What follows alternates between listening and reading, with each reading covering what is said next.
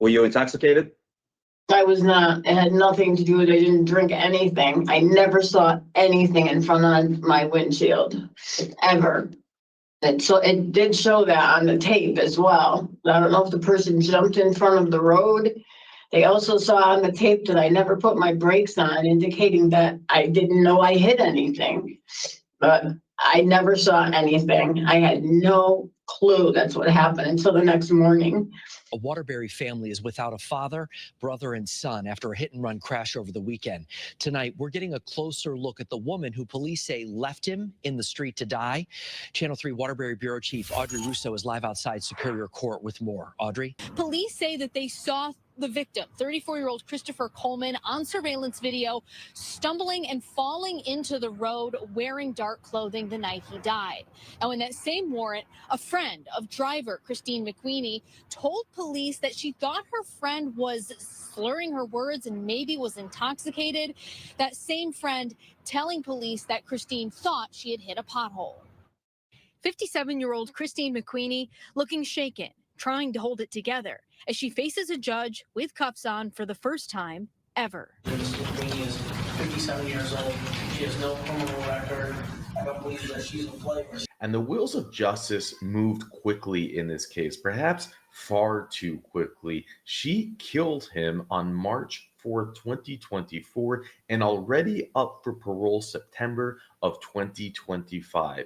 Now, this hit and run homicide case, it's different than others that we have seen. She does have that argument and video footage where he stumbled into the road. It was a dark, rainy night. It seemed he was laying on the ground.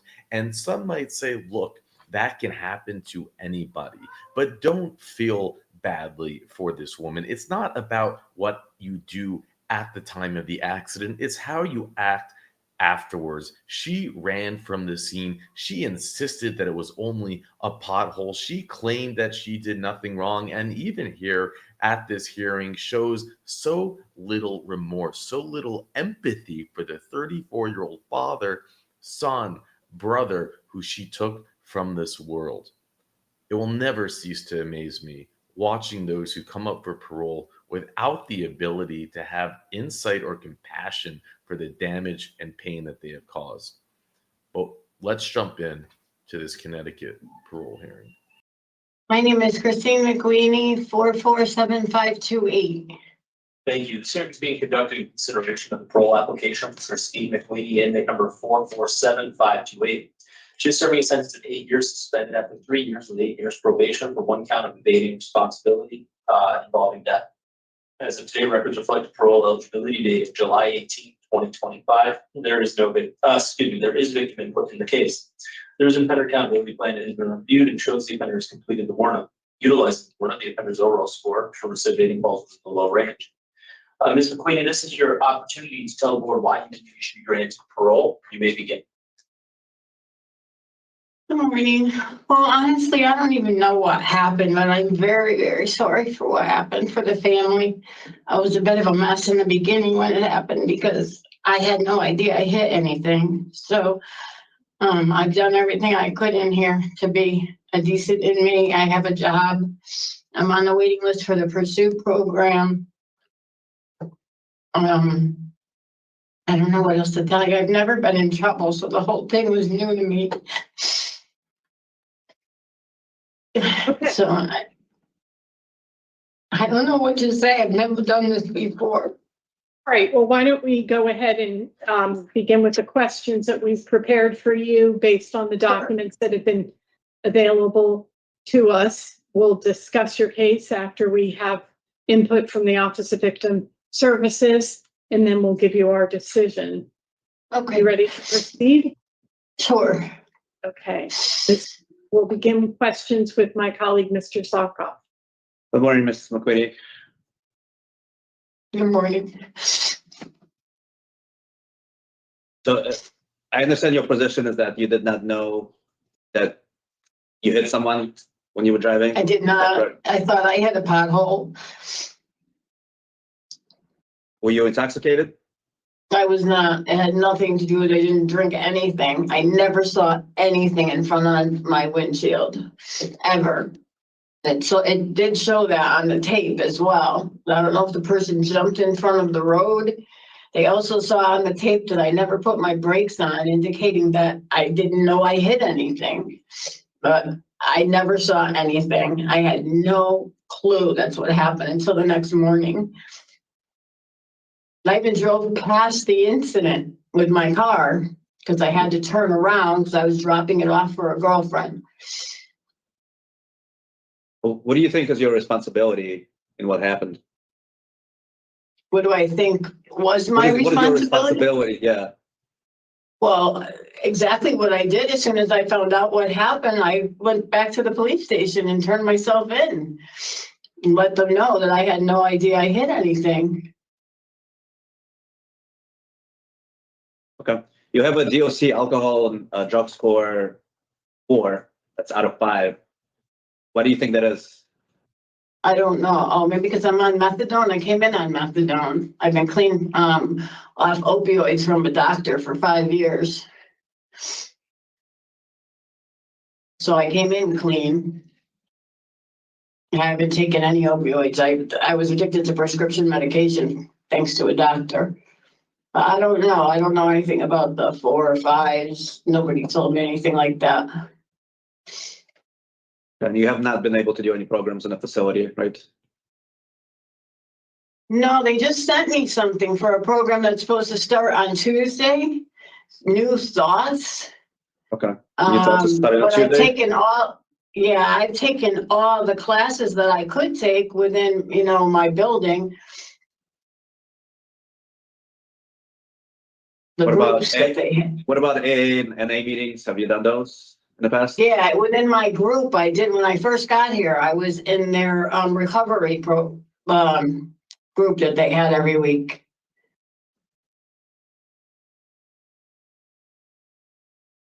But of course, I've been at.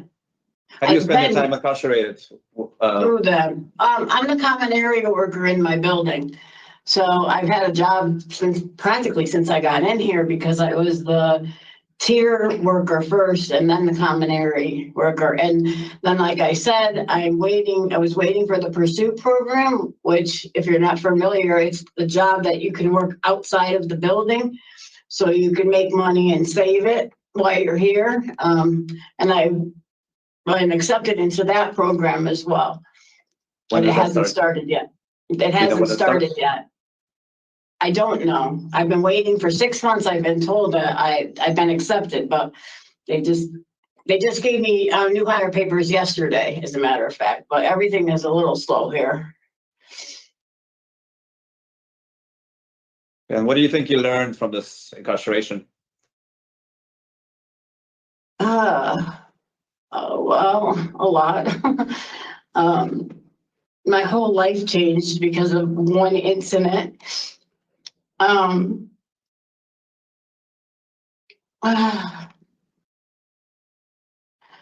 It's hard to say what I've learned since I've been here. Everything, a structural environment, how not to talk or say anything. It's just been different for me, learning the judicial system and seeing how much work this country needs in their judicial system. It's definitely been an experience, that's for sure. But I also feel very safe here. I don't want to parole out to a halfway house or anything. Why not? I don't feel safe in a halfway house. I'm just scared.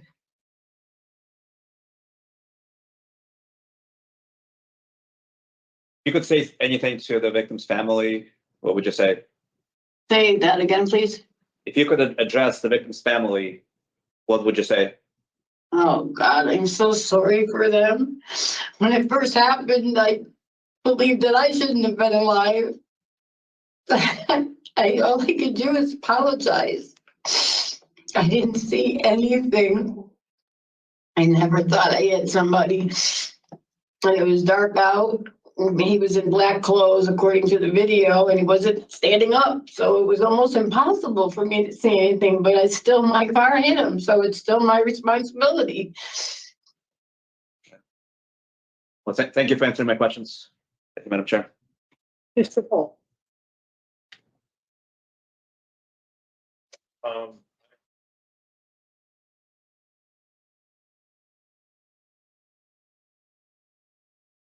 What is it that you've heard about a halfway house that scares you? Well, nothing's locked. Another girl said that, she was raped at a halfway house. Another girl said when she was sleeping, her hair was cut off. I feel safe here. I'd rather stay here. I mean, I do have a girlfriend's house I could go to, but, for some reason that doesn't work out. I'd rather stay here and just finish my time. The Voices program is on your OAP. Do you know anything about that program? I do not. It's a program that helps people in your situation more fully appreciate the harm experienced by the victims of the crimes that are committed. And I think that would be a really important program for you to take. Well, that'd be fine. Why didn't they have me go to that? It's on your OAP. So you Yeah, should there ask was- about it. Yeah, that's strange because there was nothing on my OAP. That's the first thing that I got sent to go to something was that's this new thoughts thing. Unless that's the same thing, I don't know. It is not. Those are two different programs. Okay. So when you had your mental health evaluation in December, you were going to sponsor to your sister or your sons, but now it's changed. Why? I don't want to inconvenience my son. His girlfriend moved in with him. And my sister's, she had her son move in with her recently too, so I don't want to inconvenience them. Right. I'm looking at your OAP. You signed it on September 24th of last year, and it does have addiction services, voices, job, and Warna. So I hope you'll find a way to participate in that. I would love to participate in it if they would let me know about it. Do you have any negative feelings towards For who? Dino? I don't even know who that is. Your friend who turned in your motor vehicle to the police? Oh, Michelle? No. I told her to turn the motor vehicle in.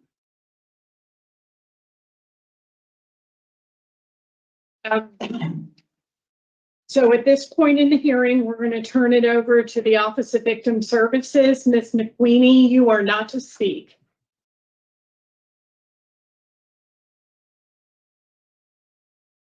Good morning, Madam Chair and board members.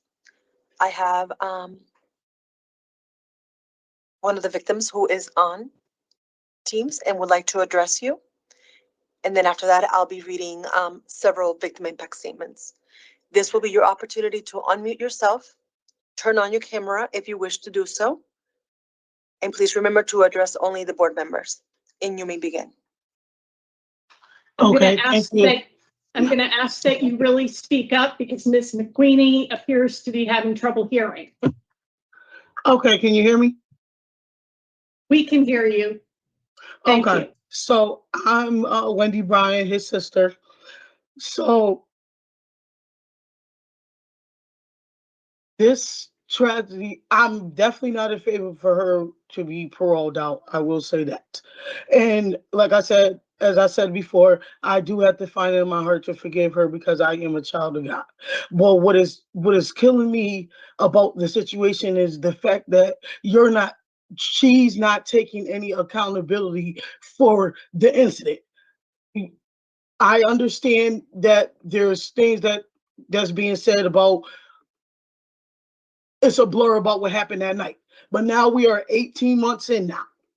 So at some point, accountability needs to be taken in. We've taken accountability for the fact that yes, he was at that liquor store. Yes, on the video, it does show him stumbling into the street and him being ran over like a speed bump. I watched the video also. So yes, that is true. Yes, it was dark. Yes, it was raining that day. Because I could never forget that day. I was 6 months pregnant. I'm just finally grieving over my brother right now. So I understand how this situation has changed everybody's life in this situation. Our family has not been the same. My mother has been diagnosed with congestional heart failure since my brother's been going. She has declined from that time. Every day I gotta tell my kids that everything is okay. They're looking at pictures and videos. His niece, his daughter, which is my niece, which you'll hear her statement. I give her the utmost everything because how positive she is about this situation, even though she misses her dad every single day. Like I wish I had that strength. I wasn't even going to get up here and say nothing today. I was just going to let the statements go. But to keep hearing, I don't know what happened. I don't know what happened. How this happened. It's a lot for me. Like that me and that boy was 11 months apart. We were same age for 27 days. To not get that phone call every year for him to laugh and say, ha, we the same age, it kills me. And we got to keep going on without it. So I understand how everybody's life has changed, but for the victims, it's worse.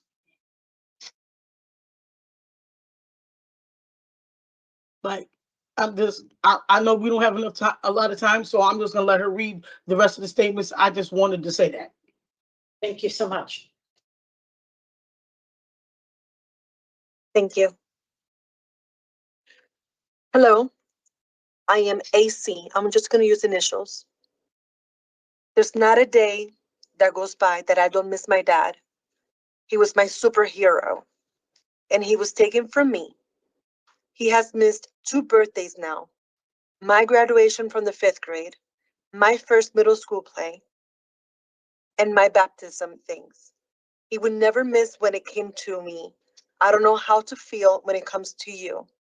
I just pray that this was a lesson for you. And if God put it in their hearts to let you go, that you go home and change. So no one else will ever have to go through the pain we're going through every day. We have to live with memories instead of making new ones. Thank you, AC. All I got to say is she took my father figure. She took my favorite person. She took my happiness. She took the one person who always put a smile on my face, on everybody's face. She took a good man.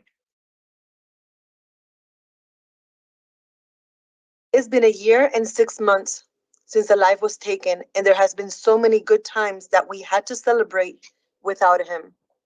Birthdays, graduations, even our cousin's wedding. And even though Christine is in jail, her family can come visit her or wait on her to call them. We can't. We will never hear his voice again. We never get to see his smile again or tell him how much we love him. Even though she had no criminal history, she still left him there to die. She didn't even turn herself in, and evidently she wasn't going to. Instead, she hid. If it was the other way around, he would have stayed no matter his history. He was a good person with a great heart. He was a father, a son, a brother, an uncle. Now he's a memory, a jar on our dressers, a person we will have to grieve until the end of time. Thank you, Madam Chair and board members. This is all that I have for this case. Thank you so much. Appreciate your facilitating the input. So Ms. McWeeny, give us just a few minutes to discuss your case. Please don't interrupt. Mr. Zarkov. Well, Ms. McWeeny is here on conviction of evading responsibility, which is rated as a low risk to recidivate. So first arrest and first incarceration. Her position when it comes to the offense is that she did not know that she hit the victim with her car. At the same time, this is a very serious offense. It's a Class B felony where the victim lost his life.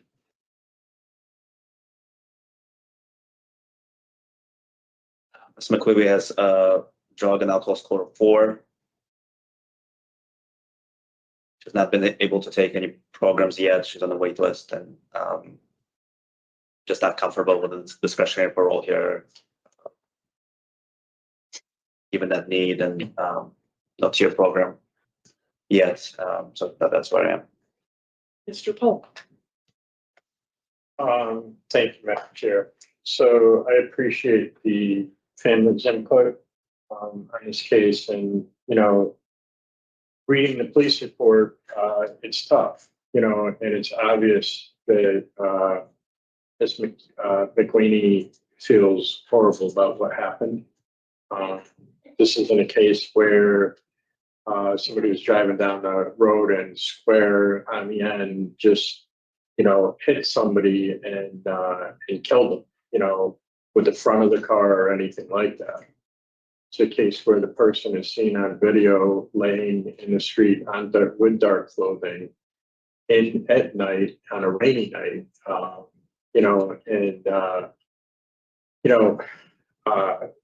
understand how the family feels. I also understand how Miss McWeeny feels. I also understand her concern about going on. She has no criminal history. This occurred when she was 58 years old. It's tough. A family losing their loved one like this we lose anybody that we love and care about. It's a really difficult thing,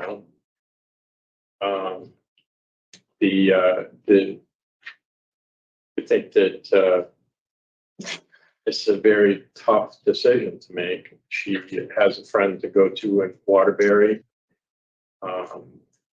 If I look at the case on face value here, it's it's a case where she rates out low. And if I go to the statute, is it, do I believe that she would commit the same offense out there again or another offense? I have 58 years of experience where she had an offense like this. Is her release in the best interest of her and the public? If I keep going back to the point where Miss McWeeny said, I'd rather stay here and finish my time than go out into a halfway house.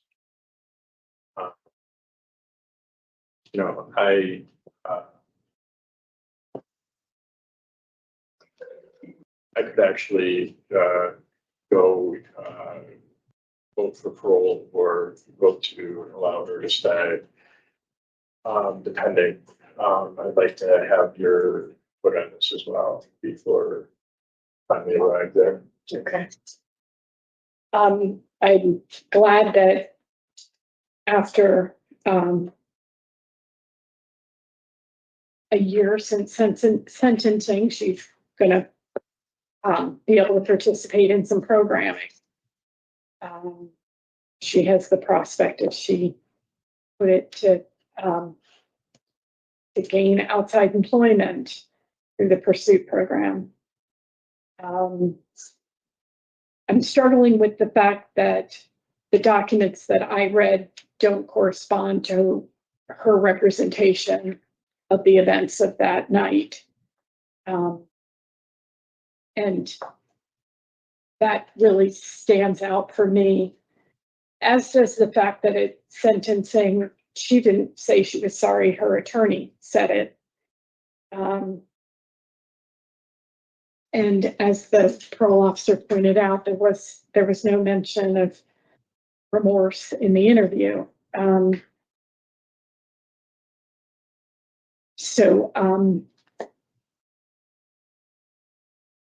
Based on the injury and impact and the input from the victim's family, I'm going to vote to deny Ms. McWeeny discretionary parole release.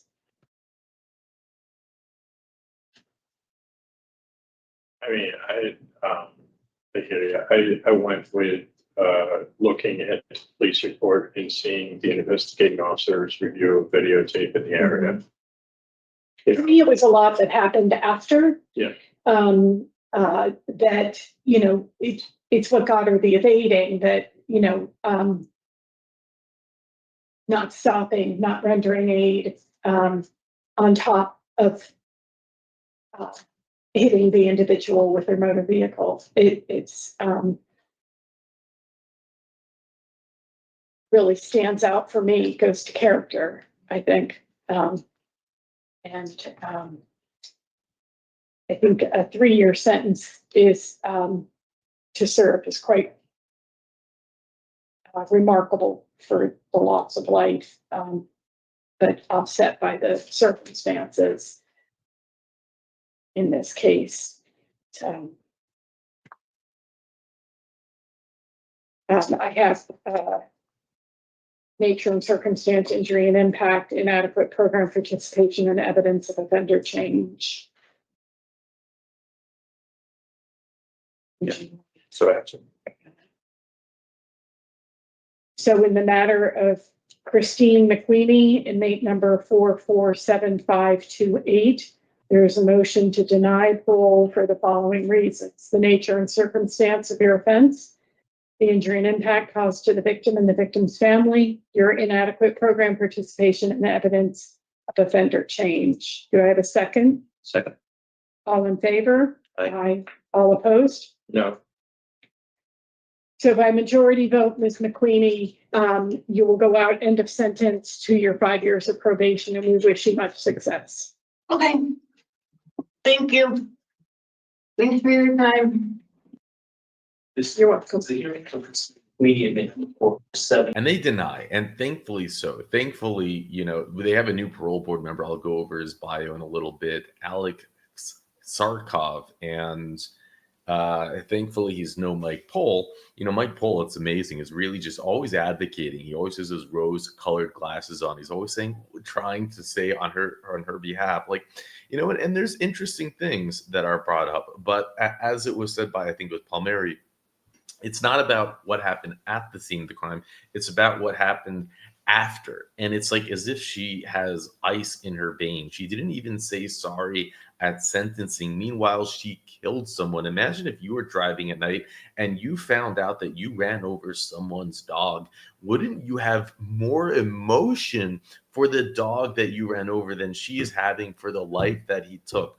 Now, you might say, well, she's resentful. What is he doing there? He's ruined my life. I'm not apologizing for anything. And if you want to take that approach, sure, go ahead. But I don't believe, and I don't believe the DOC believed, that she was a little angel driving through the streets, minding her own business, or is what is it? True Crime Warrior says, Angel Bebe Aladdin. You know, minding her own business, and woe is me. And look, I've driven in Connecticut. I've driven in New York. I've driven in those East Coast roads. For those of you who are not familiar with the U.S. highways or U.S. highways in the richest states in America, like Connecticut, they don't take care of the roads. The roads are horrible. If I had to tell you how many tires I have lost driving in the wealthiest city in the world, Manhattan, due to them not fixing potholes, it's insane. It really is. I don't understand how they get away with it, but really, I mean, you still prefer that the potholes be there, because if they want to fix a pothole, it would be 2 weeks of traffic jam, so they can have 5 union workers stand around to watch one union worker try to fill that pothole for 2 weeks straight. So it's like you take it, you take what you can get, but the potholes there are brutal. You can hit a pothole and be like, oh my God, I just really hit something. What did I hit? It must have just been a Connecticut pothole. But again, I don't buy it. I don't buy, her friend said in that news article that she was, slurring her speech. She comes into prison on methadone program. You don't just end up on that program without having a history. And she has a score of 4, with the highest level being 5 for substance abuse. And that was kind of like the big elephant in the room. They're talking about it, but not even addressing it. Like saying, why do you have a score of 4?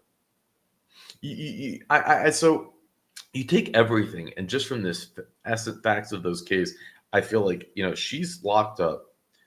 They can never quite, corner her, and they can never quite say, oh, you have except for her AOP, which says she has a major substance abuse problem, but yet she's not even taking any program. She had to stay in prison. The idea that Mike Pohl, whose entire basis is on substance abuse, like he was a middle school history teacher, but he also was like a substance abuse person, almost, I'm not going to insult Mr. Mirabella by saying like a Mirabella, but he's very, that's his background if you read his bio.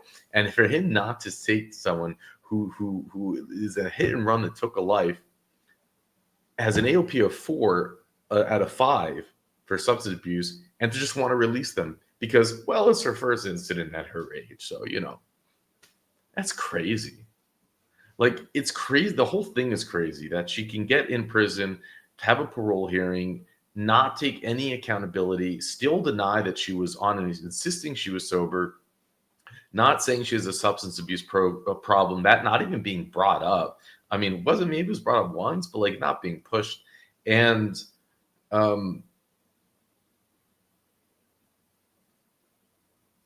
it just seems, I think, clear to today that there's something more going on here. It's like I have to be careful what I say too, right? But I just don't. There's just something more, just based off of the facts brought in front of us, that I don't believe. I'm allowed to say that. I don't believe she was sober, not for one bloody second. And I also don't believe that she turned in the car, that she was trying to play it off. Again, the manipulation. Oh yeah, I told her to do that. No. No, your friend turned it in. And I don't have any more information to go over on this case, but maybe she didn't. Maybe she did not know that she hit a human being, but it's what she did afterwards. But I also want to tell you that I wouldn't be surprised if she knew she hit a human being. That also would not surprise me at all. And I don't really care to give her the benefit of the doubt.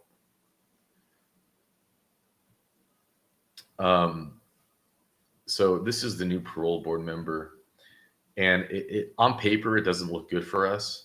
So he was appointed by the governor, right? And then legislation signed him in May 2025. He was previously served as executive director of Connecticut Sentencing Commission, where he led the commission in its mission to review pre-trial sentencing and post-conviction policies and made policy recommendations to the Connecticut General Assembly. Prior to joining the commission, he worked as the Judicial Branch Court Support Service Division in Connecticut General Assembly. He worked numerous issues affecting the state's criminal legal system, including bail reform, diversionary programs, and narcotic-free zones. Because we all know narcotic-free zones stop narcotics. We all know that. I mean, of course.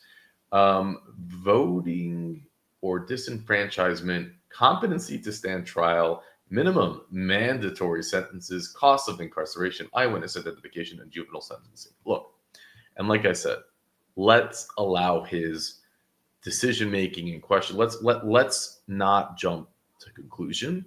I know off of reading this, I'm assuming that he's part of the light on crime agenda and the problem and why we see horrible crime in these states, in Connecticut.